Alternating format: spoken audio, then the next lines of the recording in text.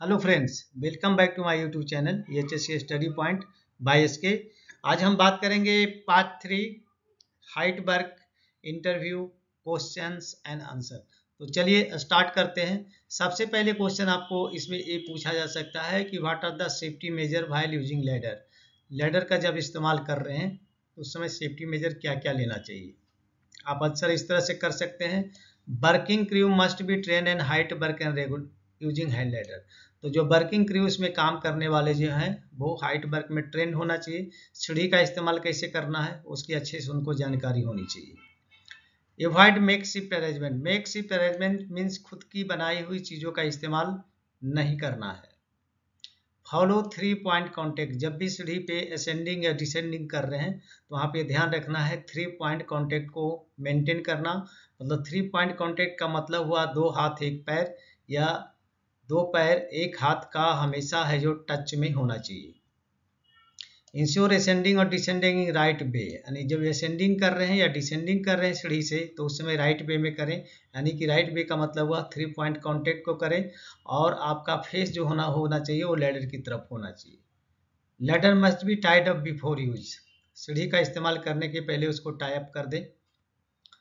Ladder must be fix on 75 degree and 4:1 ratio. तो ladder fix करने का जो तरीका है वो है जो जनरली 75 डिग्री पे है, या उसको रेशियो में अगर करेंगे तो 4:1 है।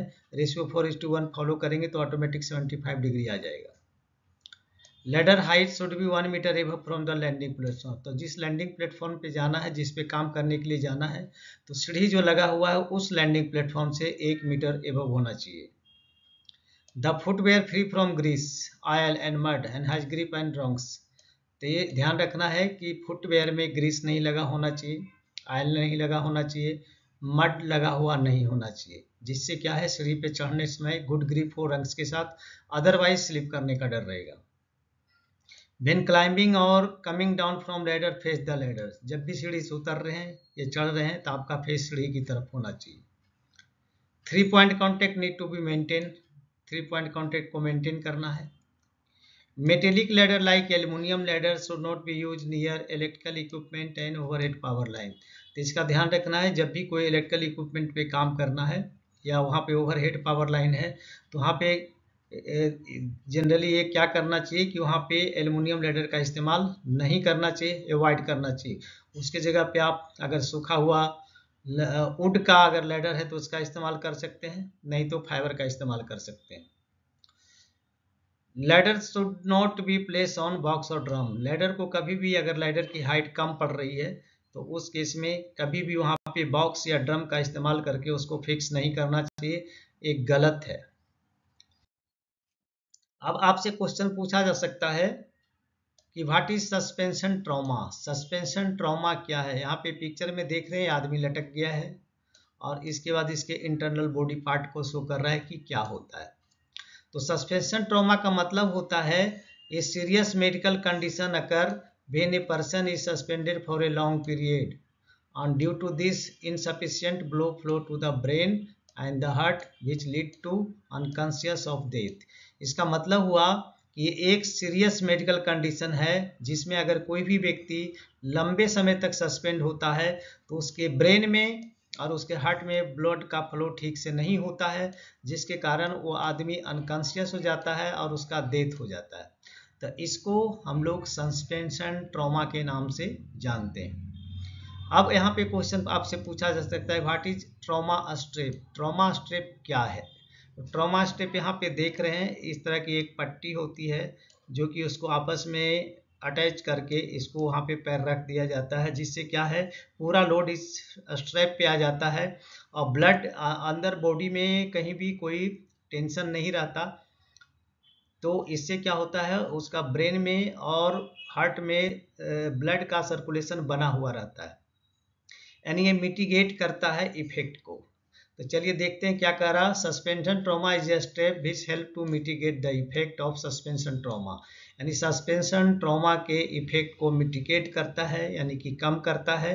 When someone suspended for long time, अगर कोई भी व्यक्ति लंबे समय तक लटकता है तो उस केस में सस्पेंशन ट्रॉमा जो होने का केस रहता है उसके इफेक्ट को क्या करता है, कम करता है।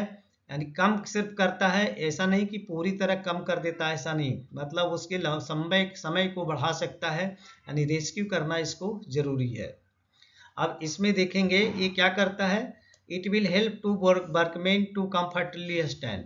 तो स्टेप लगाने से क्या होता है, वर्कर को हेल्प करता है कि कंफर्टेबली स्टैंड हो and wait for rescue, rescue के लिए वेट करे कि हमें निकाल लिया जाए। और उसके बाद it will help to better blood flow and relief pressure. तो ये क्या करता है, उसके ब्लड प्रेशर को फ्लो को जारी रखने में मदद करता है। And relief pressure of the extremities, lower extremity में जितने भी होते हैं उसके प्रेशर को क्या करता है, कम करता है, ब्लड का फ्लो बना हुआ रहता है। चलिए इसके बाद आपसे क्वेश्चन पूछा जा सकता है कि what are the life line, life line क्या है, मतलब लाइफ लाइन किसे बोलते हैं। तो इसका आंसर आप कर सकते हैं, a flexible vertical or horizontal line which is secured between two anchorage point in which lanyard or harness is attached. मतलब लाइफ लाइन या तो वर्टिकल हो सकता है या हॉरिजॉन्टल हो सकता है, जिसको दो पॉइंट के बीच में एंकर किया जाता है और इसके साथ हार्नेस के लैंडयार्ड को अटैच किया जाता है। तो ऐसे अरेंजमेंट को लाइफ लाइन कहते हैं। पूछेगा दूसरा क्वेश्चन होगा what are the types of life line, life line के टाइप्स कितने हैं। तो लाइफ लाइन के टाइम आप देख रहे हैं, ये वर्टिकल है, ये हॉरिजॉन्टल है और ये रिट्रैक्टेबल लाइफ लाइन है। तो चलिए यहाँ पे देखते हैं, पहला है वर्टिकल लाइफ लाइन। तो वर्टिकल लाइफ लाइन जो भी लगाएंगे, अगर यहाँ पे आप वायर रोप का लगाते हैं तो उस केस में तो जनरली वर्टिकल लाइफ लाइन है जो वायर रोप की लगाने की जरूरत पड़ती भी नहीं है। यहाँ पे है जो पीपी रोप का इस्तेमाल करते हैं, जिसकी साइज होगी 16 mm। अभी क्या करता है, provide vertical protection over on the workers while vertical climbing means ascending और डिसेंडिंग। ठीक है, ये है जो फॉल प्रोटेक्शन को, वर्कर को फॉल प्रोटेक्शन से बचाता है। वर्टिकल क्लाइंबिंग के टाइम में जब भी वो उतरता है चढ़ता है तो उस समय उसको क्या करता है, प्रोटेक्ट करता है। प्रोटेक्ट करता है, प्रिवेंशन नहीं करता। प्रोटेक्ट मतलब कोई गिर जाता है तो उसको वहां पे बचा सकता है। दूसरा होता है horizontal life line. Horizontal life line क्या होता है, ये है, इसमें देखिए एक पॉइंट यहाँ है और दूसरा पॉइंट यहाँ है, इसके बीच में एक है जो पीपी रोप या तो वायर रोप बांध दिए थे। पीपी रोप अगर यहाँ पे बांधना है तो 16 mm से ज़्यादा, 16 mm और उससे ज़्यादा होनी चाहिए, मतलब 16 to 18 के बीच में होने चाहिए mm। और अगर वायर रोप बांधना है तो 8 to 12 mm के बीच में होना चाहिए, तो मैक्सिमम 12 mm ज़्यादा ही अच्छा है। तो ये क्या होता है, horizontally life line is a life line between two anchorage point. ये दो एंकरेज पॉइंट के बीच में इसको किया जाता है। देखिए दो एंकरेज पॉइंट है। नेक्स्ट आता है सेल्फ रिट्रैक्टिंग लाइफ लाइन लैंडयार्ड। तो इसमें क्या होता है कि ये देखिए सेल्फ रिट्रैक्टिंग है, जब भी इसमें कोई एक्सट्रैक्शन होता है, मतलब अचानक खिंचाव आता है रैपिडली, तो वहीं पे इसको लॉक कर देता है। ठीक है, और उसको फिर गिरने नहीं देता है। तो automatically lock when the line is extracted rapidly, तो ऑटोमेटिकली लॉक होता है जब लाइन एक्सट्रैक्ट होता है काफी तेजी से। Will normally lock up to 1 to 2 feet and minimise fall distance. ये नॉर्मली क्या करता है, 1 से 2 फीट एक्सट्रैक्शन होने से ही उसको क्या करता है, लॉक कर देता है और मिनिमाइज द फॉल डिस्टेंस, और फॉल डिस्टेंस को क्या करता है, मिनिमाइज कर देता है। तो अभी आपने जाना लाइफ लाइन के 3 प्रकार हैं और तीनों क्या है। इसके बाद आपसे क्वेश्चन पूछा जा सकता है कि what is the suspension platform and it's benefit. Suspension platform क्या है और इसका बेनिफिट क्या है। तो देख रहे हैं इस तरह का जो होता है काम करने का, ये सस्पेंशन प्लेटफॉर्म के नाम से जाना जाता है। ये सस्पेंशन प्लेटफॉर्म है। तो सस्पेंशन प्लेटफॉर्म पहले देखते हैं क्या होता है। Suspension platform is a platform which is suspended bye ropes. तो सस्पेंशन प्लेटफॉर्म वैसे प्लेटफॉर्म को कहते हैं जो रोप से सस्पेंड होता है, वायर से सस्पेंड होता है, चेन लगा के उसको सस्पेंड किया जाता है, या अदर कोई नॉन रिजिड थिंग से उसको सस्पेंड किया जाता है। तो ऐसे प्लेटफॉर्म जो सस्पेंडेड होता है किसी दूसरे के सहारे, तो इसी प्लेटफॉर्म को सस्पेंडेड प्लेटफॉर्म के नाम से जाना जाता है। अब इसकी बेनिफिट्स की बात करते हैं कि इसकी बेनिफिट्स क्या है, सस्पेंडेड प्लेटफॉर्म का इस्तेमाल क्यों किया जाता है। तो सबसे पहले है इट इज रेज और lower to the desired height. तो इसमें मेन विशेषता क्या है कि इसको एक डिजायर्ड हाइट तक, मतलब जितना आपको चाहिए उतने हाइट तक इसको ले भी जा सकते हैं और जितने आपको नीचे आना है उतना नीचे भी ले सकते हैं। Due to ability of change the height, अब क्या है इसकी, अब इसमें एक गुण क्या है कि इसकी हाइट को हम चेंज कर सकते हैं, तो कम कर सकते हैं, बढ़ा सकते हैं, जिसके कारण it is frequently use in stack, जिसके कारण इसको स्टैक में यूज किया जाता है, टैंक में यूज किया जाता है, सैलोज में यूज किया जाता है, चिमनीज वर्क में यूज किया जाता है, या outer plaster of the building, outer building का अगर आउटर प्लास्टर करना है तो वहाँ पे यूज, जैसे देखिए आउटर काम है तो यहाँ पे इसका इस्तेमाल हो रहा है, एंड पेंट वर्क, और पेंट वर्क में भी इसका इस्तेमाल किया जाता है, तो ये इसके बेनिफिट है। दूसरा है it can be raise up to roof and overhead structure, तो इसको क्या है रूफ तक तो रेज कर ही सकते हैं, या जितने भी स्ट्रक्चर है वहाँ तक इसको हम रेज कर सकते हैं। इट कैन बी रेज और लोअर व्हाइल इन यूज, और इसको क्या है जब वहाँ पे काम खत्म हो जाता है तो उससे ऊपर भी लिया जा सकता है या उससे नीचे भी लिया जा सकता है। Suspended platform are operated manually and with electrical pneumatic hoist, तो इसका जो ऑपरेशन मैनुअली भी कर सकते हैं, इलेक्ट्रिकल के थ्रू भी कर सकते हैं, या न्यूमेटिक भी कर सकते हैं, जहाँ पे कि हवा का प्रेशर लेकर के इसको काम किया जाता है। Suspension platform are light weight, suspension platform क्या होता है, लाइट वेट होता है, जिससे इसको ऊपर और नीचे लेने में आसानी होती है। इजी टू असेंबल और डिसेंबल, इसकी एक और विशेषता क्या है, बेनिफिट क्या है, इसको आसानी से असेंबल कर सकते हैं और आसानी से इसको डिसमेंटल भी डिसेंबल भी कर सकते हैं। चलिए इसके बाद नेक्स्ट क्वेश्चन आपसे पूछ सकता है कि what are the hazard involve suspension platform, अब सस्पेंशन प्लेटफॉर्म को अगर इस्तेमाल कर रहे हैं तो इसमें हजार्ड्स क्या क्या हो सकते हैं। पहला हजार्ड होता है fall hazard, like same as height work, यानी हाइट वर्क में जो हजार्ड होता है सेम हजार्ड यहाँ पे भी होता है सस्पेंशन प्लेटफॉर्म में भी। रॉन्ग इंजीनियरिंग कैलकुलेशन, ये एक हजार्ड है, अगर गलत ढंग से इसका इंजीनियरिंग किया गया, कैलकुलेशन किया गया तो एक हजार्ड है, यहाँ पे एक्सीडेंट होने का डर हो सकता है। Problem with strength stability and rigidity of the anchoring point, तो अगर यहाँ पे इसकी स्ट्रेंथ बराबर नहीं लिया गया, स्टेबिलिटी इसकी बराबर नहीं है, या रिजिडिटी एंकर पॉइंट का नहीं है, तो इस केस में ये भी एक हजार्ड है, इसके कारण एक्सीडेंट हो सकते हैं।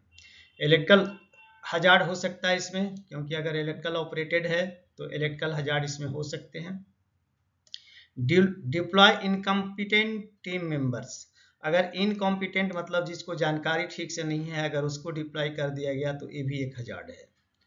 Using non standard tools and equipment, अगर इसमें नॉन स्टैंडर्ड टूल्स और इक्विपमेंट का इस्तेमाल किया जाता है तो सस्पेंशन प्लेटफॉर्म के लिए ये भी एक हजार्ड है। Not using right fall protection and protective system, right protection and protective system का इस्तेमाल सही ढंग से नहीं करना या सही नहीं करना, ये भी एक इसका हजार्ड है।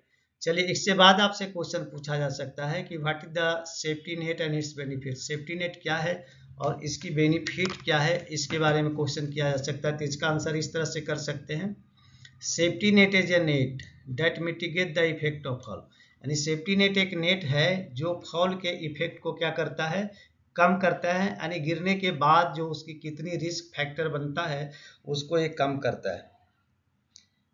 नेक्स्ट क्वेश्चन आपसे पूछा जा सकता है, उसके बाद इसकी बेनिफिट की अगर हम बात करें तो बेनिफिट क्या है, अरेस्ट फॉलिंग ऑफ पीपल, गिरने वाले व्यक्ति को अरेस्ट कर लेता है। अरेस्ट फॉलिंग ऑफ मटेरियल, ये मटेरियल को भी अरेस्ट करता है अगर कोई गिर जाता है तो।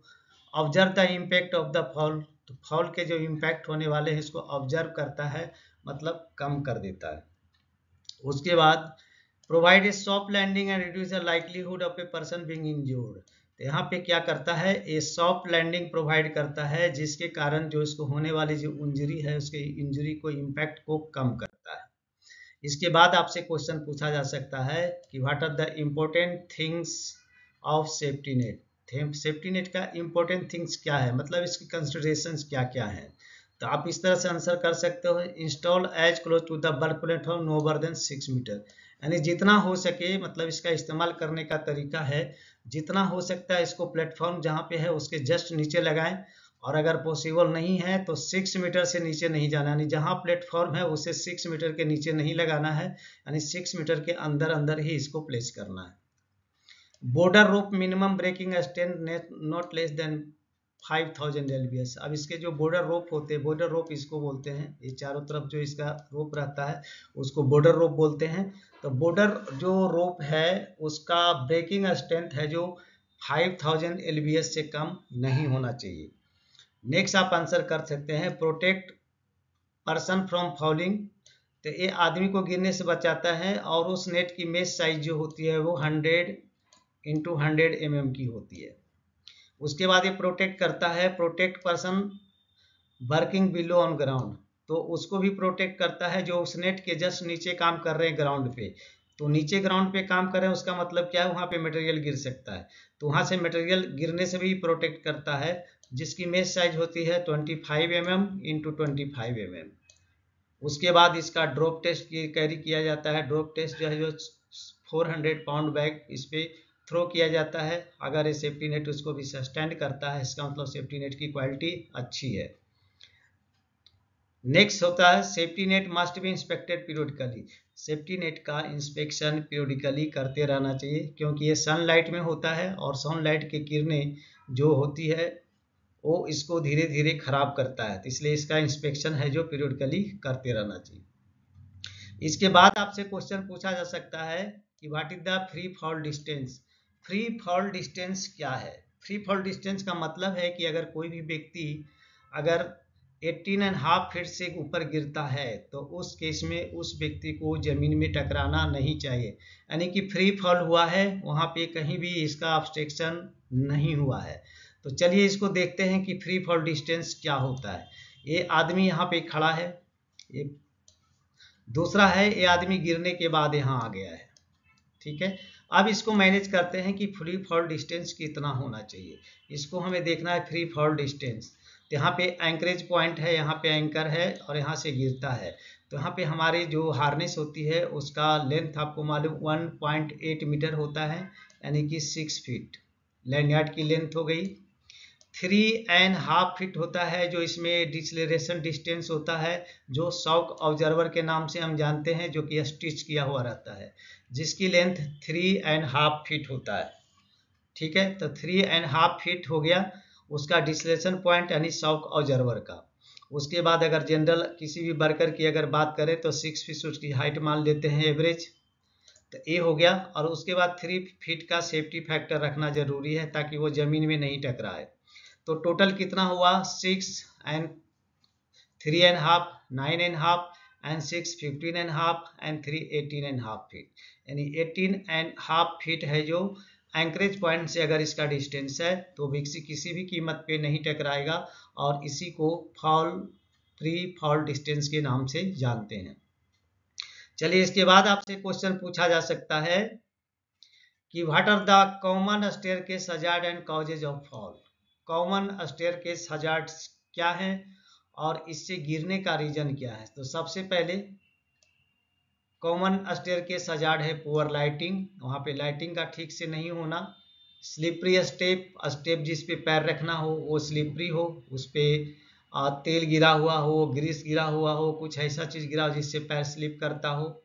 अनइवन और डैमेज स्टेप, या उसका स्टेप है जो अनइवन है, उबड़ खाबड़ है, और उसका स्टेप है जो डैमेज है। Next poor marking on step, step पे कोई मार्किंग दिया हुआ नहीं है। और मिसिंग और डैमेज हैंडल, उसका या तो उस पर हैंडल दिया ही नहीं गया है या हैंडल मिसिंग है। तो अब हो ये जो सारे थे ये कॉमन स्टेयरकेस हजार्ड थे। अब इसका आंसर हमें करना how to reduce hazard around the staircase. अब जो स्टेयरकेस के में जो हजार्ड है उसको रिड्यूस कैसे कर सकते हैं। तो सबसे पहले have handle and appropriate height, यानी इसमें हैंडल होना चाहिए और अप्रोप्रिएट हाइट पे होनी चाहिए। हैव क्लियरली मार्क एजेज, इसमें एजेज का मार्क क्लियर होना चाहिए जिससे लोगों को पता चले। क्लियर विजिबिलिटी, वहाँ पे दिखना चाहिए अच्छे से, यानी लाइट एडिक्वेट होनी चाहिए। Have good sleep resistant property and particularly at the leading edge, यहाँ पे रेसिस्टेंट जो होता है स्लीप रेसिस्टेंट प्रॉपर्टी वहाँ पे अच्छे होने चाहिए ताकि पैर स्लिप ना करे, खास करके वहाँ पे जो उसका लीडिंग एज है। और using anti slip tape on the staircase, तो एंटी स्लिप स्टेयर टेप है जो स्टेयरकेस पे आपको लगाने हैं। तो ये सारी चीज़ें जो है वो फॉल के हजार्ड को यहाँ पे कम करेगा अगर कोई भी स्टेयरकेस में अगर जाता है, तो इससे रिड्यूस हो सकता है। तो दोस्तों अभी आपने देखा part 2 height work interview question and answer. आशा करते आप समझ गए होंगे, अगर नहीं समझे हैं तो एक बार आप पॉज करके देख के इसको याद कर सकते हैं। जिससे आपको कोई भी इंटरव्यू देने में सहूलियत होगी और इजीली है जो आपका सिलेक्शन हो सकता है। तो चलिए दोस्तों, मैं यहाँ पे आपसे रिक्वेस्ट करूँगा, अगर आप हमारे चैनल पे नए हैं तो प्लीज़ चैनल को सब्सक्राइब करें, दोस्तों में ज़रूर शेयर करें और बेल आइकन को ऑल पे सेट कर दें ताकि हमारे सभी वीडियो का नोटिफिकेशन आपको टाइम से मिले। तो चलिए मिलते हैं आपसे नेक्स्ट वीडियो में, तब तक के लिए जय हिंद, वंदे मातरम।